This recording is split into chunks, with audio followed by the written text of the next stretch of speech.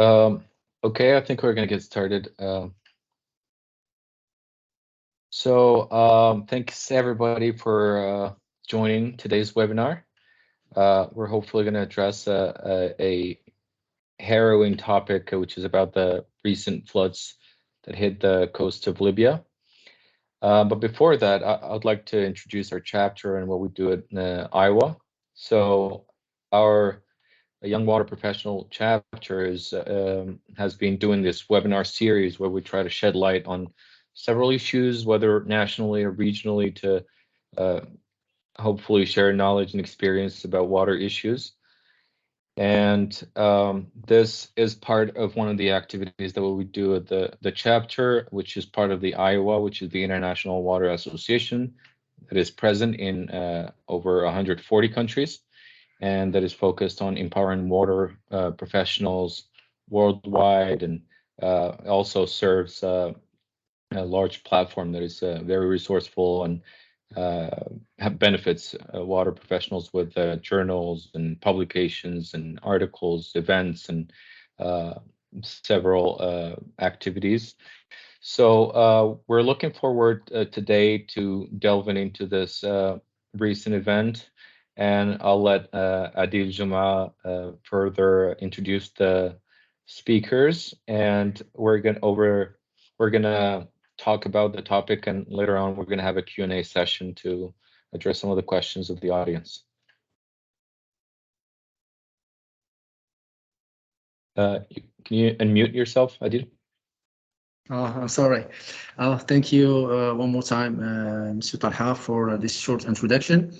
I'm gonna highly thanks to Mr. Mehdi for accept our invitation, and also to Malak for the positive response in order to be with us and share their perspective as a water activist in this issue.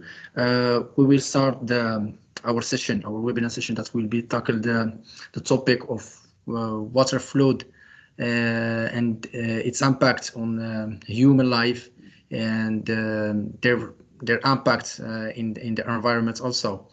We have today two speakers, young speakers. They're highly motivated about the field. One, Mr. Mehdi, is a PhD student and JS honors expert. I know his competences, and he's working in the flash floods. He's already published some articles in the field. He used the AI, the intelligence artificial, in order to understand how could an inundation happen in an area based on big data and analysis that he made. Today he will share with us some perspective, the use of remote sensing, also satellite images treatment for the Libyan flooding. And yeah, the floor is you, Mehdi. In case you are ready, you can share your presentation. And thank you one more time. Thank you very much, Adil.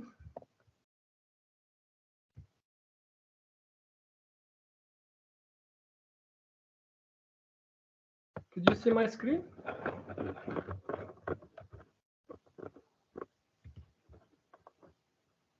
Yes, we see your screen. So thank you very much. So today it's a great day to in front with you in order to exchange the information about what's happening in the last time in Libya. Before starting, I would like to thank you, especially the organizing committee, for this webinar. Really, it's very important for us to make like these things and to understand more about this disaster. So before starting, my name is Mehdi SELLAMI. As Adil said, I'm a PhD student, also a GIS analyst in Land Registry Department in Rabat.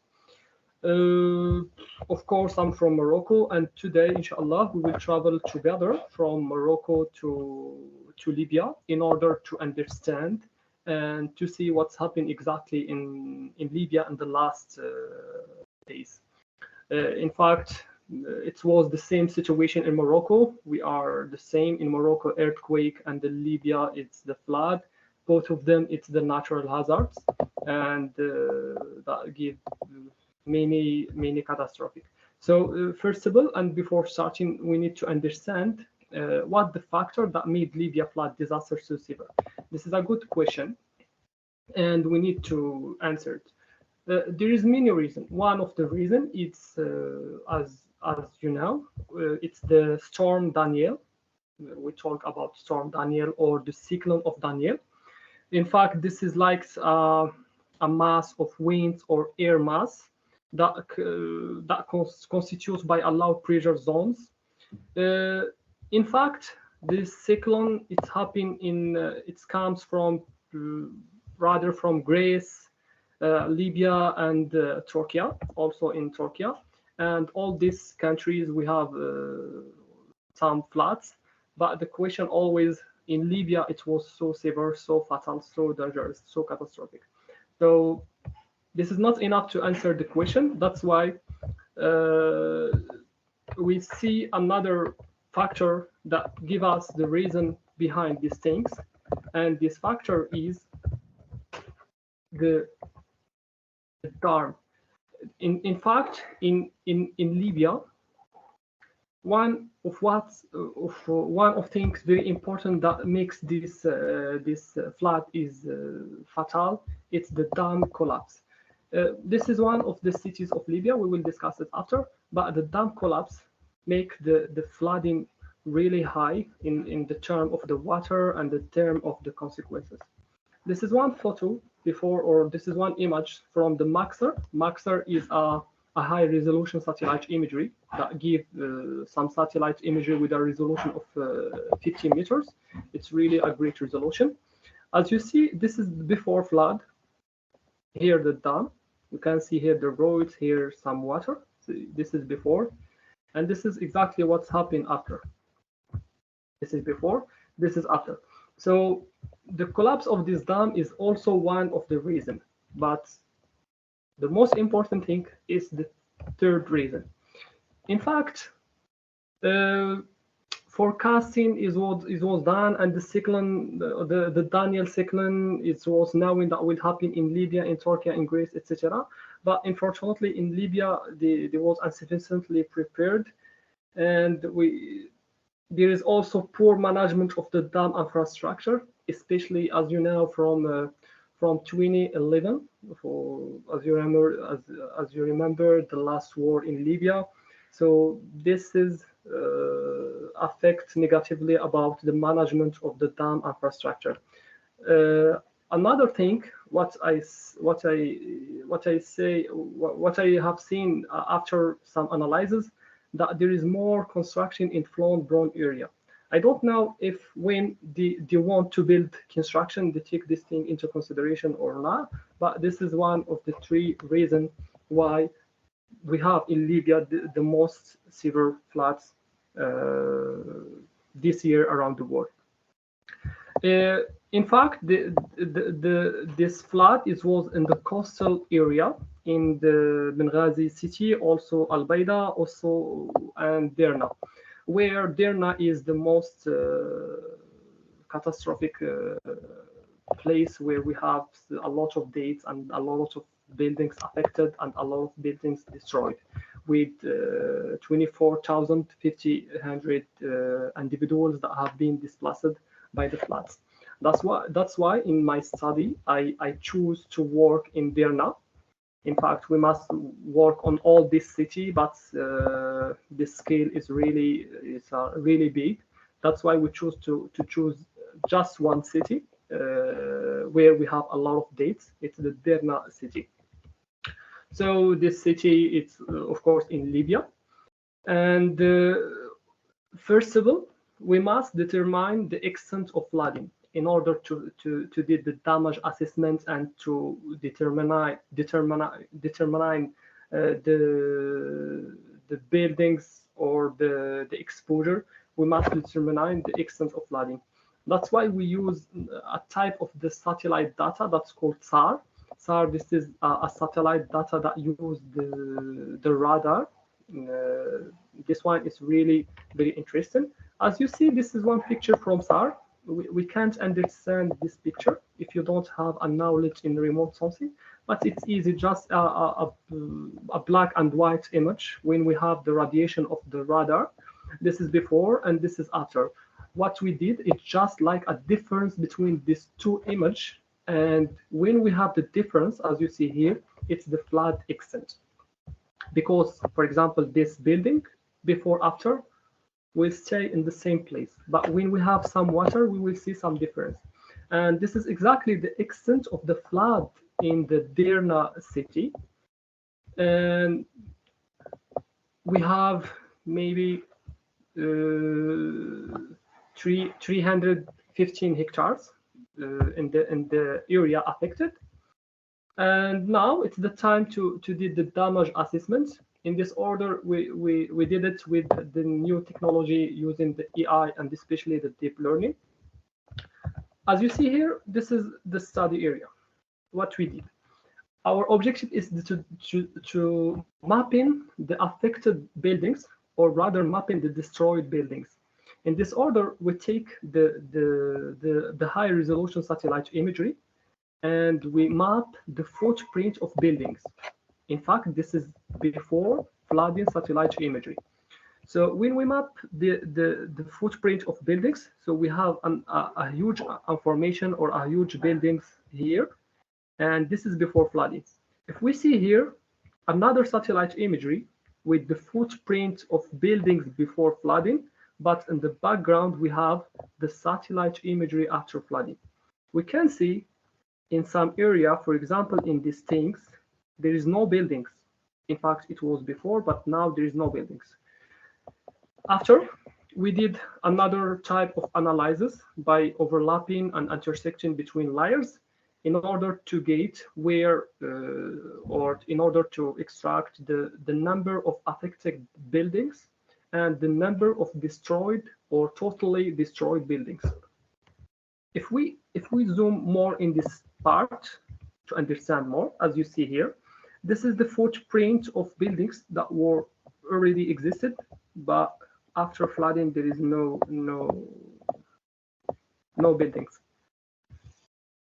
As a result, we found that there is 5,877 buildings, where we have maybe 2,000 buildings that were totally destroyed. Really a fatal phenomena that's happening in Libya. And another level of the analysis, it was the nighttime light assessment. What we mean by that? We use a database of VNP. So this database give us the light in the city, the reflections of the lights. As you see, this is a picture before the event. You can see here the witness or the reflections of the light. This is in the event, because the event is 12 September. You can see what's happening. And this is after event. So another level of the damage is in the term of the light and the night light assessment. So this is really just a small information about this phenomena, about this flooding in Libya. Really, unfortunately, we have a lot of dates and a lot of damage. And I think this is everything about my presentation. So we was in Libya, and it's the time to back to Morocco. So thank you very much for your time. I'm Mehdi, and of course, if you have any question, I'm ready to answer at the end of this the presentation of if you want now or after in the end. So thank you very much. The floor is yours, Adil. Thank you, Mehdi.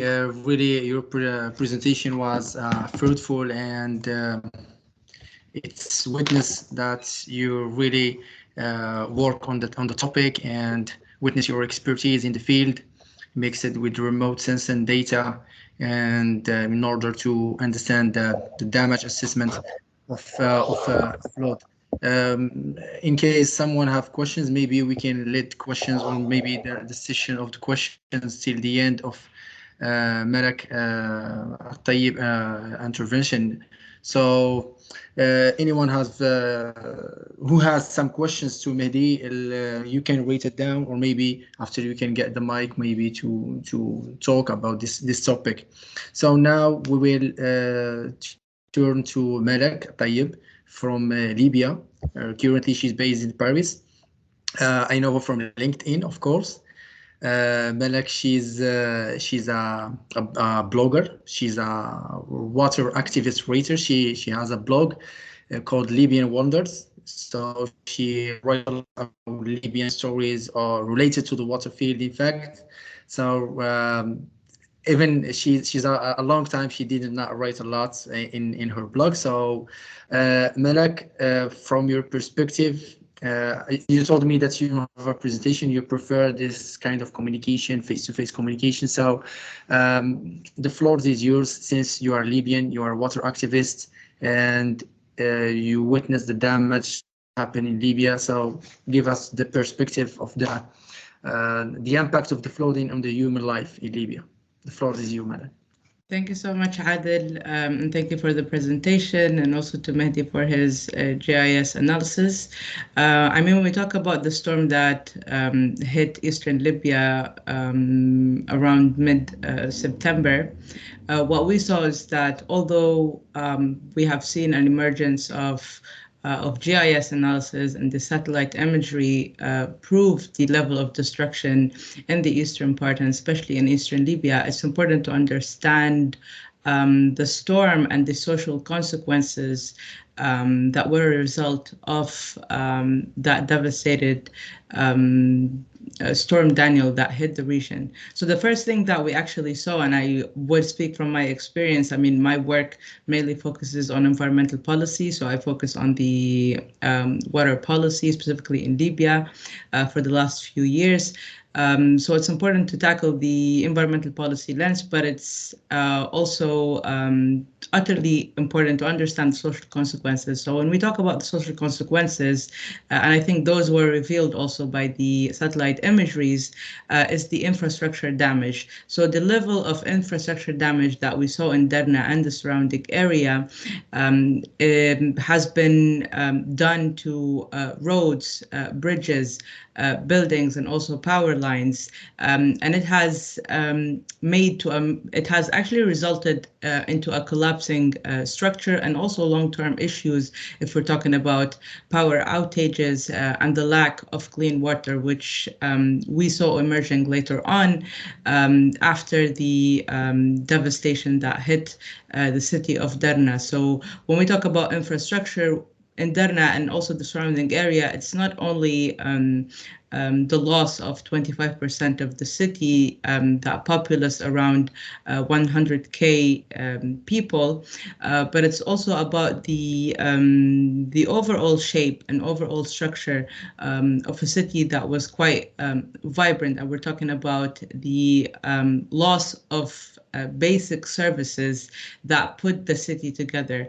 Also, another social consequences when we talk about Storm Daniel, especially in Derna, is the displacement. So we're talking about a high percentage of internally displaced people. The severe weather event that hit Derna and the surrounding area, it left people, or caused people afterwards to be internally displaced.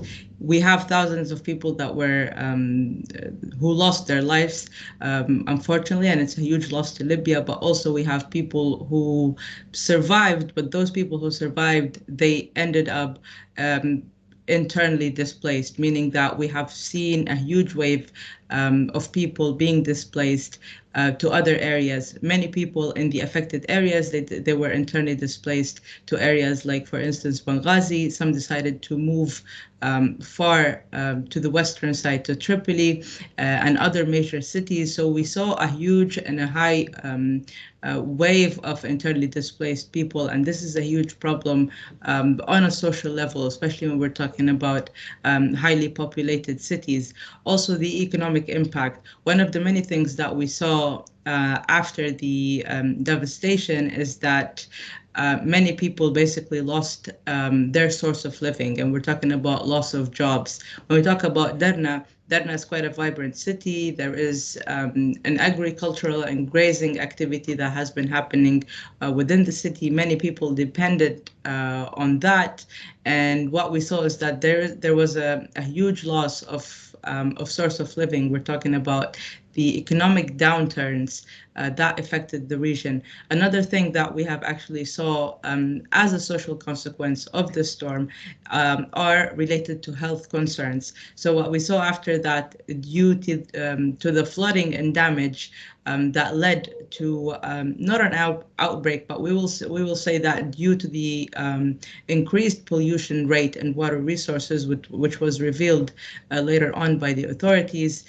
there were warnings of usage or consuming the water available due to the high level of pollution, and other which raised the question about the water availability and also the sustainability of the resources available. Derna as a region, it depends heavily on groundwater resources. There is a desalination plant, but unfortunately it was not maintained for years and it was neglected.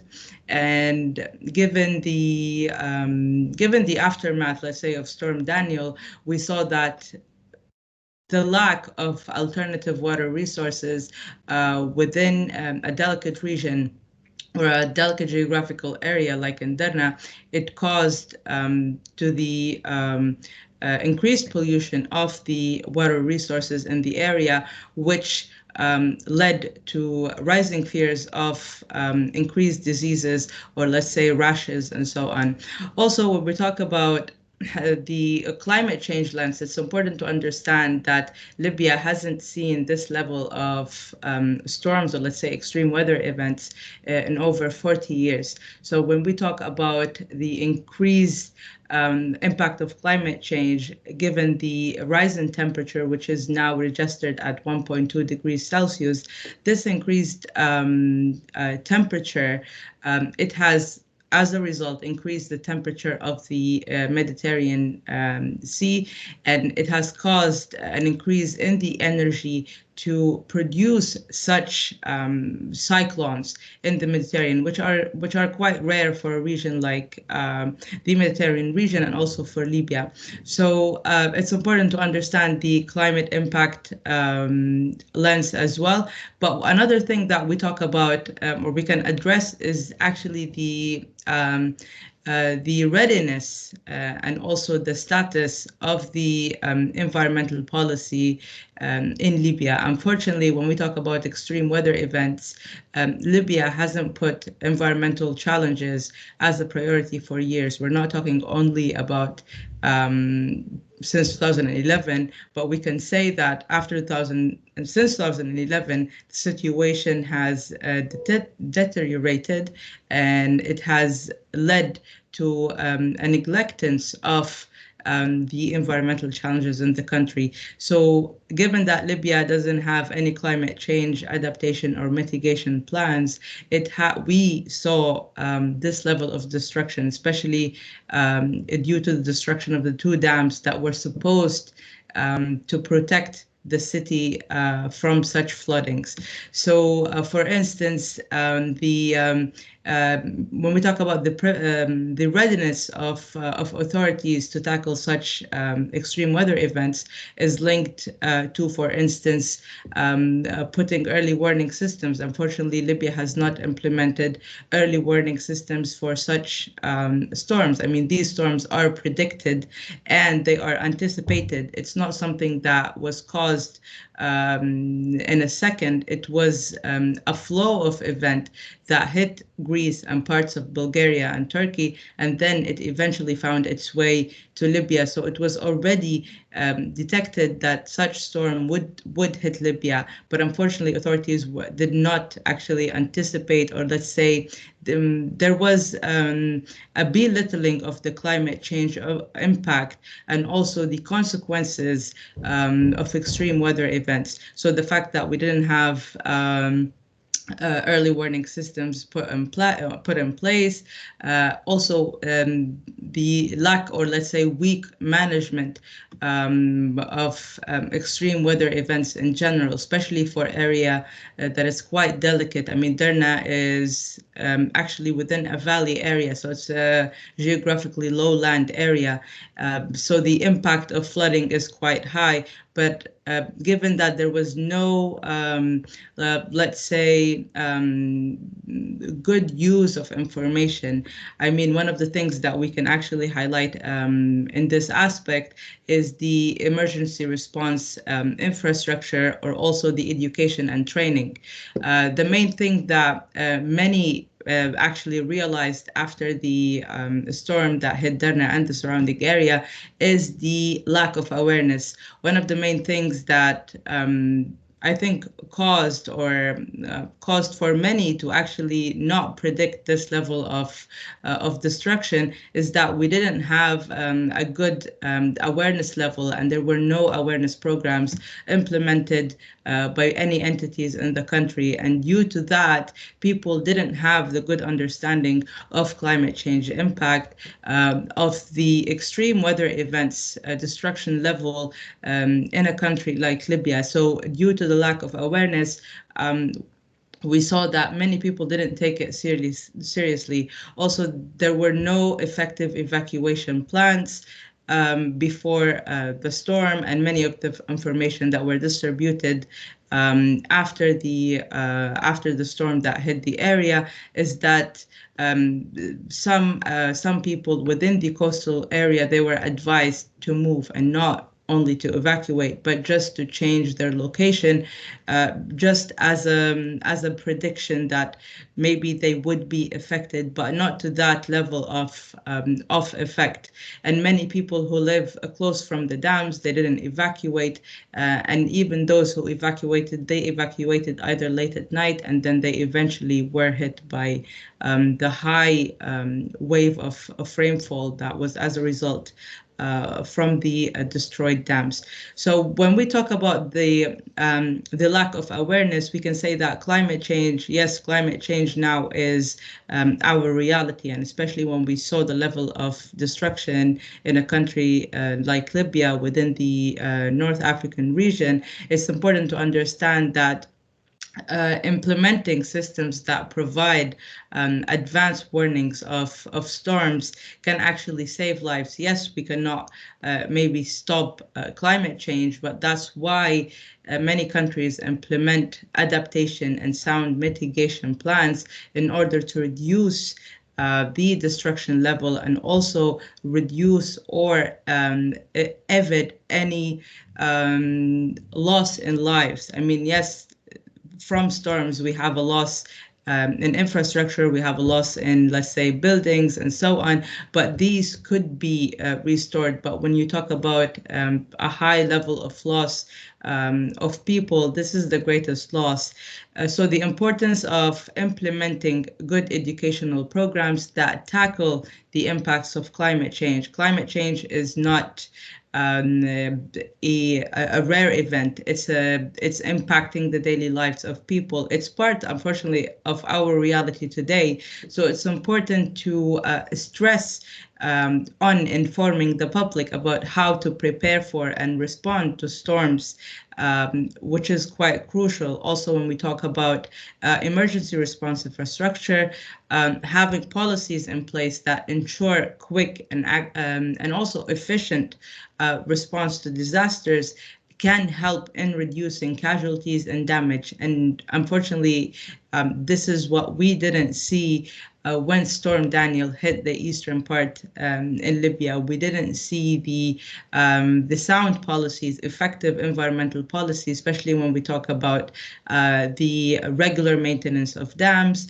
in the eastern part, for instance, in order to avoid any flooding that may rise in those areas. Also, what we need to stress on is the research and data collection. It's important that it's not only about the data collection, but the effective use of information.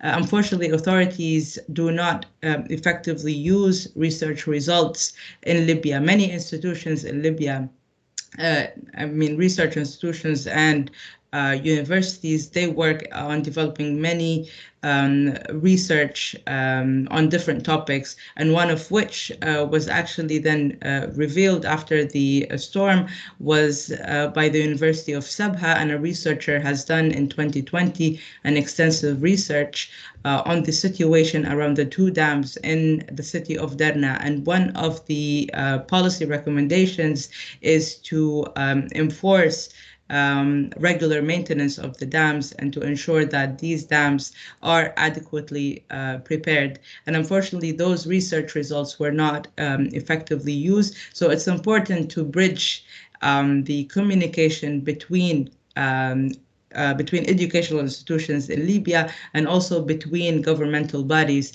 We're talking about ministries, we're talking about municipalities and as such. So it's important to connect research results and also translate the, let's say, the scientific research results into sound policies in order to ensure that the population is aware, but also is prepared for any extreme events. It's not only, yes, it's the responsibility of authorities to put such policies, but it's also important for the population to be aware. So raising awareness through, let's say, local organizations.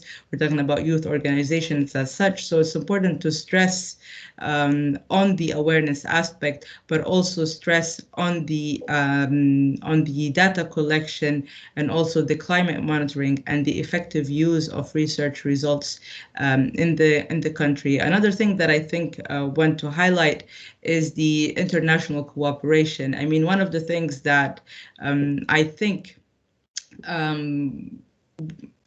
to an extent contributed to that level of neglectance, or let's say ignorance around environmental issues, is that the international entities, let's say, work in Libya hasn't taken into account environmental challenges. International entities, we're talking about organizations, and as such, they hasn't focused on issues related to the environment in Libya. The impact of the programs, or let's say projects that were implemented, many of which are short-term. So we're not talking about a lot of stress from the international, also a regional level. On the regional or international level, we're not seeing a lot of stress on Libya to prioritize environmental issues. And that has created, let's say, a gap within the implementation, but also the awareness level and understanding, and also the seriousness of climate change impacts. And that's something that we need to address from a policy perspective. On the policy level, it's important to understand and push for the environmental policy lens linked to Libya in order to enhance the action plans or even international programs in Libya to actually prioritize different environmental issues in the country. So, I mean, when we talk about Storm Daniel and also the social consequences, it's also important to understand the impact not only on the regional level or the national level, but also on the social and individual level. We're talking about the mental health aspect associated with climate change, and we have seen now emerging research on the impact of climate change on increased anxiety and an increased fear, and that's what we saw. I mean, after this event, it's not something that can be solved in a month or two. Unfortunately, the efforts that needs to be put and taken to tackle this issue, this is going to be going for the next few months, if we're not talking about a span of a year, in order to rebuild the city, in order to help people, and in order to create better adaptation systems. But unfortunately, that's something quite challenging, and I would say it's 2 times challenging in an environment like Libya, especially with the political and economic unrest in the country, it makes the devastation level and also the burden afterwards quite heavy. So from my end, I think that's it. But if there are any other questions that may arise from the social or the policy analysis lens linked to the storm, I'm happy to answer. And thank you so much, Adil. The floor is yours. Thank you, Malak, for your intervention. It was like informative about the situation, the complicated situation in Libya, as you mentioned in the last points, the political conflicts mixed with the economic situation, also with environmental and climate change impact. So, I think there is some questions. In case Iman, maybe you can read some questions from the people, from the chat conversations. Then we can move to my questions, or maybe Talha, he has something to add. Actually, we have questions from Mr. Rashid. So first question we have is how can we map the affected building based on the satellite images? I think it's a question for Mehdi. I think it's a question related to the first presentation. Okay, thank you very much for the question. So I will answer by sharing my screen in order to well understand how we can map the affected buildings based on satellite imagery. I think you can see my screen now. So the question is how we can map. As you know, there is the satellite imagery, but the difference between a satellite imagery and another one is the resolution. What we mean by the resolution is when we zoom, for example, like this, as you can see in this one, we can distinguish between, for example, buildings, roads, cars, etc. So this one is a Maxar satellite imagery. It's a high resolution satellite imagery. So as you see here, this is after flood. We have overlapping two satellite imagery. This is after flood. This is before flood. After, before. So how we can map destroyed buildings? The first thing we're gonna try to mapping the buildings before flooding. For example, like this. This is buildings. This is another one, etc., etc., etc. And that by using deep learning. So what is deep learning? For example, the first step of the deep learning is like this. I need, me as the user or as the supervisor of the machine, I need to map some buildings. And the machine, that means the algorithm or the deep learning algorithms, will understand that these things equal to buildings and will generate a map that gives me all these buildings that locate here. For example, in this case, this is some buildings that mapping before flooding. If I see after flooding, I can see clear that there is no buildings after flooding. And this is the methodology how we use this one. There is another approach that's called the supervised classification by using the land use land cover. The difference is, in my case, I display in front of you just buildings, but there is the land use land cover when we try to map each class. For example, buildings, vegetation, barland, forest, etc. So this is the idea. I think I answered to your question. And if there is any question in the same context, I will try to answer it.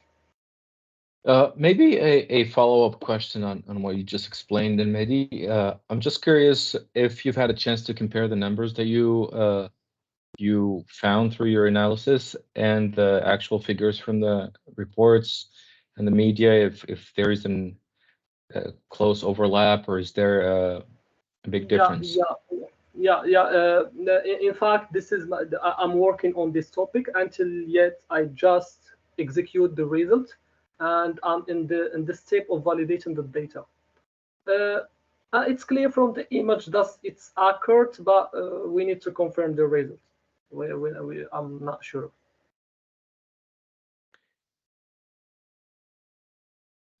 Yeah, just a quick comment based on that, because GIS analysis do provide a quick way to analyze the impact and maybe help with the relief efforts, especially in an emergency response context. As also Malak mentioned, the data and being able to really make use of the data in a quick way can really prevent the damages, at least to lots of lives. Maybe another question. I'm just curious. You mentioned the displacement of the populations from the east of Libya. I also had read that lots of these communities have stayed internally, and a lot of them stayed in the east of Libya. I'm curious if you've noticed any other trends in the displacement. Has there been any later trends, maybe people moving out of the region where they're from, or are they trying to like wait until there's efforts to rebuild their homes? What are your thoughts on that? I mean, so far, when we talk about internally displaced people, indeed, this topic specifically, especially when you talk about a vibrant area like Derna, Derna and its citizens are quite connected to their city. So the connection from a community level is quite strong. So being internally displaced has been quite difficult from the information that has been shared in terms of like looking for shelter in other areas, especially in eastern Libya. But of course, I mean, from the eastern part within Derna, it would be easier to move internally within the eastern region if we're talking about loss of property, also the economic factors. I mean, it would be to an extent easier to move within the same area, but still the impact is quite high. So overall, although people have decided to being internally displaced, still the talks now, or the information that are shared among, let's say, friends and also online, is that getting back to Derna is still an option. I mean, many of the survivors decided to stay within their city, although they have lost a lot. I mean, we're talking about loss of homes, loss of neighbors, loss of the familiar structure or environment that they used to have. So the connection with their city is quite strong. I believe that for people in Derna, for many, they think, or they still believe, that it's not easy to get back to the city with the level of destruction, also on a psychological lens. So I think choosing the eastern part would be the easiest, because it's not easy. We're talking about a huge loss, and it's not a loss that's easy to tackle by citizens if they're not supported by good governmental programs in terms of finding shelter and economic compensation and as such, and also mental health support and so on. So many have been internally displaced within the surroundings of the eastern area. We're talking about Benghazi and other cities in that area, but less have been displaced to the far west. We're talking about Tripoli, or also the south. Of course, as I mentioned, the economic factor affects, and being internally displaced due to a disaster like this doesn't mean that they will be displaced in that area for so long. So many are still talking about returning to their cities and getting back to having their life, even if it's in a very slow scale or measurement.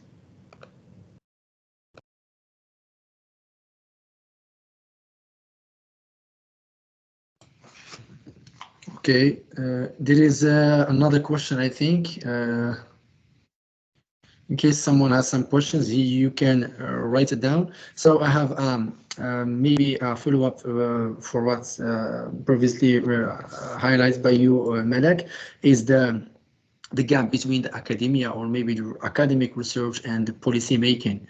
So even though even in Morocco it's the same situation, it's worldwide. So the researchers or maybe it's scientific level are like talking and they mention like recommendation for some topics, but politics or maybe it's the authorities like they don't care about what's scientific like talk about it. So my question is the dam is the as Mehdi mentioned is the main factors that of that flooding. Who's that responsible for the dam managing? So each water infrastructure, though, it has their life cycle. So it's need to be to make sure that it's sustainable, durable, and its function as a good as it's present for the first time. So the dam should be like under control, under management. So in Libya, who is responsible? For example, here in Morocco, there is like watershed basins agencies. Each agency is responsible from for a region. So they take care, they collect data, they collaborate in scientific level, and also they put their expertise in the hydrological modeling. So what is the situation in Libya? For the dam management in Libya is the responsibility of the water authority, which is responsible for managing and maintaining water resources and also water-related infrastructure, among of which is the dams. The main issue here, if we're talking about the mismanagement of water resources, is the prevalence of corruption. The main thing that Storm Daniel revealed is the level of corruption, unfortunately, in public entities or governmental entities in the country, especially amplified by the political fragmentation and the political dispute, and as such. So the water authority, its responsibility, among of which was to maintain the dams. And it was revealed among papers and documents that the water authority was provided about, I think, 2 million euros to maintain the 2 dams in Derna. And unfortunately, what we saw after the destruction is that the dams were destroyed because of the lack of maintenance. But also it's important to mention that this lack of maintenance has been gone for decades. It's not only a few years. The dams were built in the 1980s, but they were not maintained since the early 2000s. So we're talking about decades of lack of maintenance, either by the former regime at that time, and also after 2011, in which the water authority and the prevalence of corruption within the water authority itself, it led to the let's say, to the direct neglectance of maintaining key water-related facilities and infrastructure, and this is as a result caused for the destruction of dams. So when we talk about the prevalence, also the power conflict, it's not only a political, we're talking about political conflict or even armed conflict, but we're talking about power conflict inside public entities in Libya, among of which water authorities, the change of management, the change of, let's say, offices that are supposed to manage different issues, especially when we talk about natural resources, and the existing natural infrastructure in the country. So within that change and the corruption level, and as such, and the continuous, it's systematic. It's not continuous, but it's a systematic ignorance of tackling such issues, but also the economic theft of high quantities, or of a high number of let's say of money that was supposed to be invested in maintaining such entities to to avoid what actually happened. So the water authority and the mismanagement of the resources within the authority contributed to that level of destruction. Thank you, Malak, for your responsive. Thank you, Mehdi and Monsieur Talha. In case you have something to add, maybe Iman, the audience, anyone has some questions to add, to mention, to highlight? We have Well, like 10 minutes, just 10 minutes left. on that last point from Malak about the investment and just making sure that the investment goes to the infrastructure maintenance, especially in a politically unstable or fragmented country. We're talking about climate change and the impact of climate change increasing in the coming years, and we've seen Libya go through political instability for at least over a decade now, which means probably, as you mentioned, a decade long of no maintenance for very critical infrastructure. I'm curious if these, well, especially from the international community, if there's any responsibility or anything that can be done for this kind of context, because it's a ticking bomb, basically, a decade long of no maintenance and increasing climate change threats. It just means that it's going to happen. If not this year, it's going to happen next year or the coming years. So it's interesting to think about how do we really resolve these kind of situations where we have these politically unstable places and we need to still address these threats. Have you seen any like innovative or maybe any newer approaches to address this kind of conflictual situations? I mean, addressing, let's say, the impacts of climate change in Libya under the prevalence of instability is, of course, a huge challenge.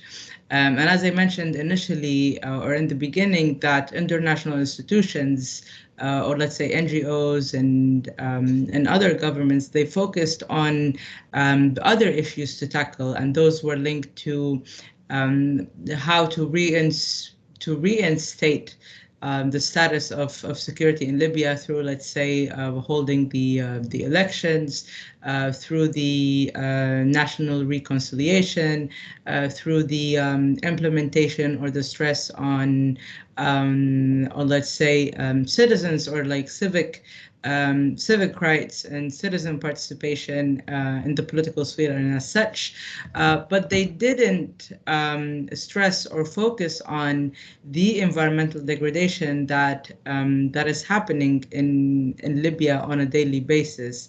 I mean, the investments, let's say, we're talking about reforestation, sustainable agriculture, water conservation, can be actually beneficial to the country's environment and economy, but from an international lens, there hasn't been a stress or focus on those issues because looking at the level of priority, I mean, the prioritization level has been solely on the political lens or the political space.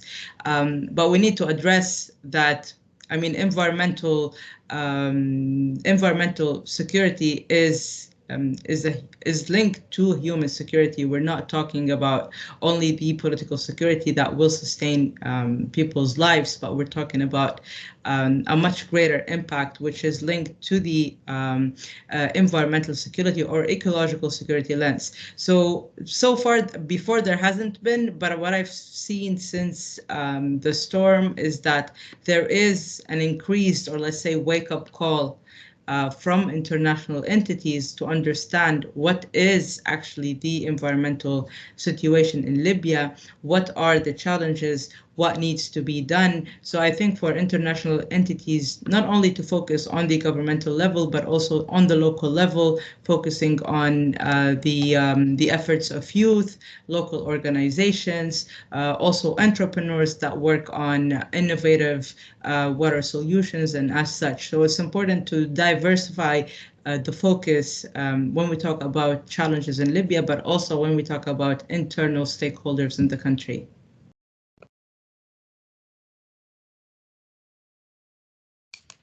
That's fair. I'm also interested in hearing. Well, usually this kind of disasters, it happened around a month ago now. Usually ends up or starts to wind down over time, and attention is less from the international media and other outlets. And you mentioned there's health hazards. There's maybe waterborne disease that could we could see the outbreak of, or other maybe psychological impacts or other aspects that can start showing right now.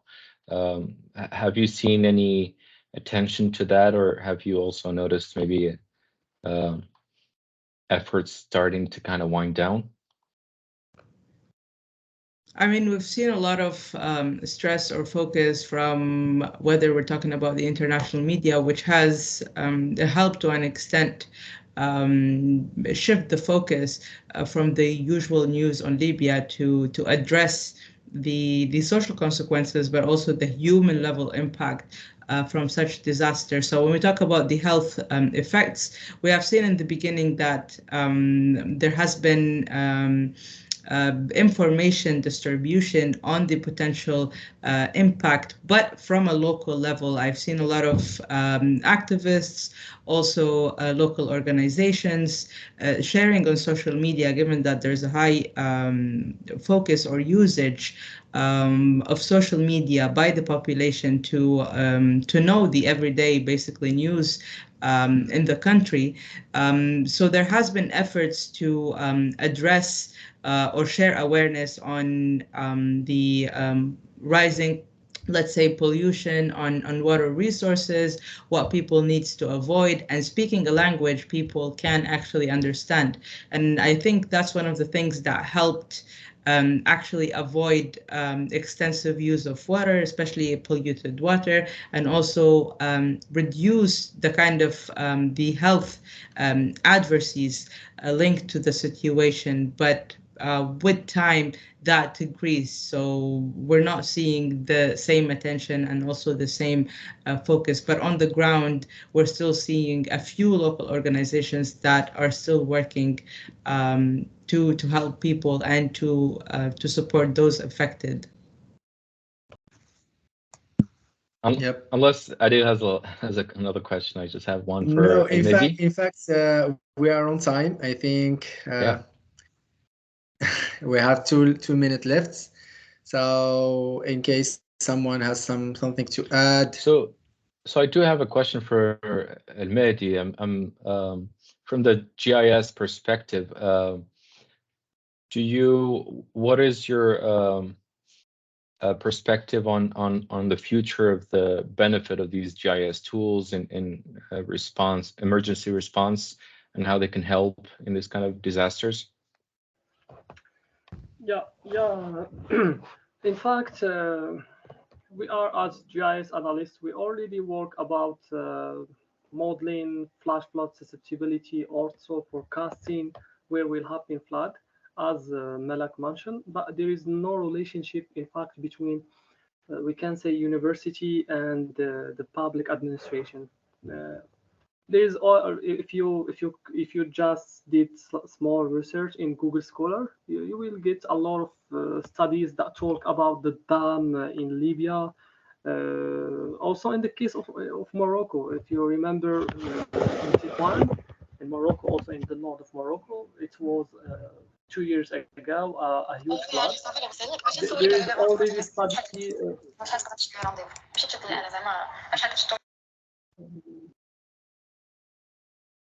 Okay. As I said, so we are, as GIS analysts, based in the last data or the past data, we forecast where we can find the flooding. For example, in the case of Morocco, the urban agency in the map of it's called what? Le plan d'aménagement. In Morocco, we say the PA. I don't know in English what's called. In each map here in Morocco, we introduce some area that it's forbidden to build some new buildings there because it's susceptible to have some flooding there. So GIS is always here, and we need just the communication between the government and the academic researchers. So this is the final point.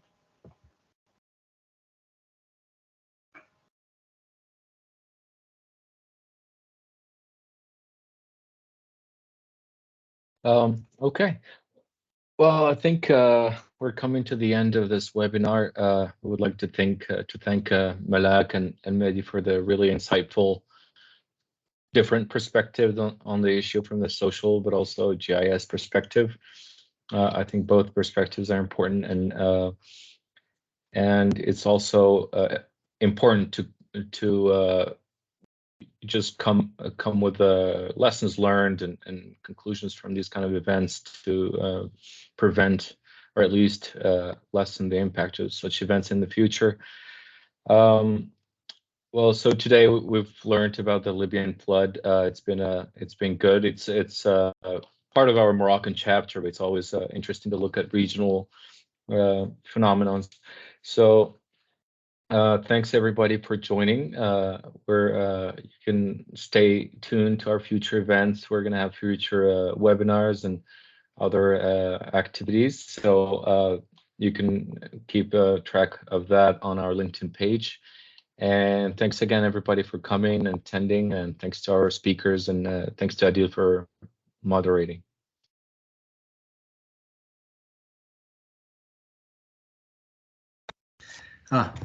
Thank you, Malak. Shukran, Mehdi. Okay, see you soon. Thank you, Iman, for managing the question session. Thank you, Talha. So see you soon and to another webinar, inshallah. Thank you so much. Inshallah, thank you. Thank you very much. Goodbye. Thank you.